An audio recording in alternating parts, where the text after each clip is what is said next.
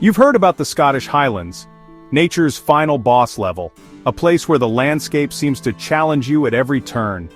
People rave about its epic mountains, shimmering lochs, and landscapes that look straight out of a fantasy novel or a blockbuster movie. But let's be honest, it's mostly green, wet, and foggy, the kind of place where you can feel the dampness in your bones. Imagine Ireland, stretched out with the lights dimmed and the moodiness cranked up. It's like stepping into a world where the weather has a personality of its own. The photos? Always dramatic, always misty, like a battle's about to break out. Every snapshot looks like it's been pulled from an epic saga. What you don't see, the other 364 days of drizzle and damp. The kind of persistent wetness that makes you question your life choices. The Highlands have turned perpetual wetness into enchanting mist, and mossy rocks into must-see wonders. It's a masterclass in rebranding. There's a romance to it, sure. Perfect for staring out a window, pondering why you didn't pack a better raincoat. It's the kind of place that makes you introspective. The region's wild reputation? Maybe it's just that people gave up building cities and left it to the sheep. It's a land where nature reigns supreme. If you can't develop the land, call it unspoiled, and charge tourists to look at it. It's a clever way to turn a challenge into an opportunity. And the legends. Every rock has a story, every lake a monster, every wind a ghost. It's a place where myths and reality blur. Reality takes a back seat here. Even the mountains are supposedly the tears of giants. It's a land where the impossible feels possible. You have to wonder if the locals are in on the joke, watching tourists hunt for fairies in the drizzle. It's a charming spectacle. Maybe the real magic is how well they've sold it.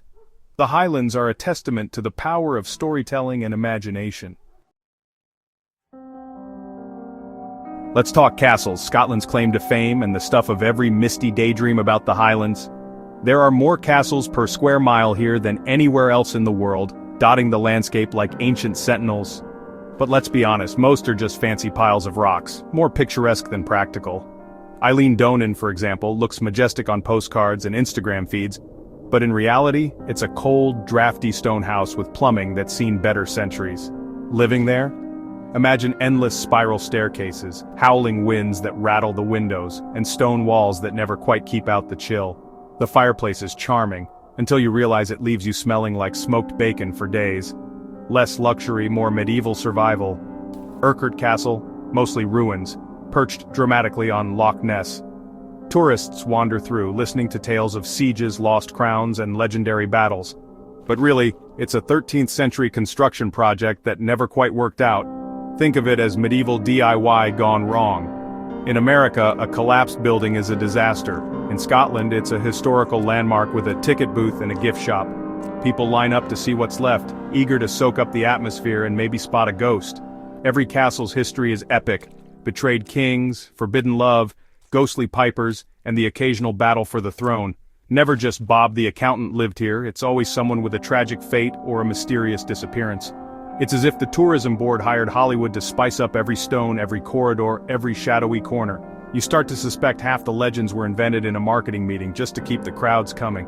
This castle's boring, let's add a wailing green lady. Suddenly every drafty corridor has a resident ghost. The real genius, turning crumbling ruins into must-see attractions complete with souvenirs and spooky stories. Scotland, where history and myth are the same thing and every stone has a story to tell, and where every drafty room comes with a ghost story, whether you believe it or not. That's the magic of Scottish castles, equal parts history, legend, and a little bit of chilly mystery. Loch Ness, the world's most famous lake thanks to its elusive, camera-shy monster. It's the ultimate tourist trap, built on a myth no one's ever proven. People come from everywhere, stare at cold, dark water and hope to see a ripple. Boat tours, sonar, Nessie plushies, an entire industry built on possibility. The genius? You pay for a monster spotting cruise and aren't disappointed when you see nothing. It's not about seeing Nessie, it's about believing you might. Nessie, if she exists, must have the worst performance anxiety. Every head poke is a paparazzi event. Most evidence is blurry, hoaxed, or probably just a log. But that doesn't matter. People want to believe. In a world of spreadsheets, the idea of a prehistoric creature in a Scottish lake is irresistible. Loch Ness is less a lake, more a monument to our collective imagination. It's proof we'll always pay for a good story. And in Scotland, the stories are priceless. The Isle of Skye, Scotland's VIP afterparty. It's so beautiful it feels like landscape painters were competing to outdo each other. Jagged Quillan peaks, the Quiraing's bizarre rocks, the old man of Storr pointing skyward, nature showing off. But getting there, single-track roads, two-way traffic, and a constant game of chicken. The drive is less scenic, more survival exercise. Once you arrive, it's hiking time. Instagram doesn't show the muddy uphill slog. By the top, you're not thinking majestic, you're just grateful to sit down. The fairy pools sound magical, but the water's so cold it could freeze you solid. People swim anyway, maybe just to prove they're tough enough for Scottish winters. Skye is stunning, but nature's beauty here comes with a side of hypothermia. The legends are wild, but the reality is wilder. It's a workout with a view, and a reminder that beauty isn't always comfortable. Welcome to Skye, breathtaking, challenging, unforgettable. What's it like to actually live in the Highlands? It's a question that conjures up images of misty mountains, ancient castles, and the distant sound of bagpipes echoing through the glens. But the real story is a bit more down-to-earth, and a lot more interesting. Spoiler, it's not all wrestling cows and reciting poetry by candlelight. Life here is a blend of the picturesque and the practical, with a healthy dose of humor thrown in. Daily life is, well, life, jobs to do, groceries to buy, and the usual grumbling about the internet, which sometimes feels like it's delivered by a determined pigeon, probably wearing a raincoat. Commutes are often delayed by sheep, who seem to run the place on their own slow, woolly schedule. You quickly learn that honking your horn is pointless, they're in charge. The pace is slower, the rhythm unhurried, you can't rush the Highlands. Here time stretches out, and the landscape encourages you to breathe a little deeper. Community is intense. Everyone knows everyone, which is great for borrowing sugar, less so for keeping secrets. Privacy is a rare commodity, but so is loneliness. The local pub is the heart of it all. Newsroom, town hall, and gossip central. It's where stories are shared, friendships are forged, and the weather is discussed in great detail. But remoteness has its downsides. Amazon Prime is a suggestion, not a promise. And city trips are epic journeys that require planning, snacks, and a good playlist. The peace can be isolating, especially in long, dark winters when the sun barely rises and the wind howls around your door. It takes a certain kind of person, resilient, self-reliant, and TV-loving, to thrive here. You need to be ready for anything, from power cuts to surprise blizzards. It's not for everyone, but for those who stay, it's paradise, a place where nature is both a challenge and a reward. The Highlands, beautiful, challenging, and deeply homey. There's nowhere quite like it. Just don't expect fast Wi-Fi. Some things, after all, are best enjoyed slowly. The real star of the Highlands? The weather. It's unpredictable, dramatic, and changes faster than you can say umbrella. There's a saying, if you don't like the weather, wait 5 minutes. It's true. You can get all 4 seasons in one afternoon. Sun, rain, hail, and fog. Packing is a joke. Bring everything, wear layers, and be ready for anything. Scots have mastered the art of public layering. It's survival, not style. The weather decides everything. Ferries, views, even your picnic plans. You don't make plans here. You make suggestions and see what the sky allows. It's humbling. Mother Nature always has the last word, but the ever-changing light, mist, and rainbows make the landscape come alive. The Scots embrace it. Without rain, there are no rainbows. The weather is inconvenient, but it's also the Highlands' secret ingredient. It's nature's way of keeping things interesting.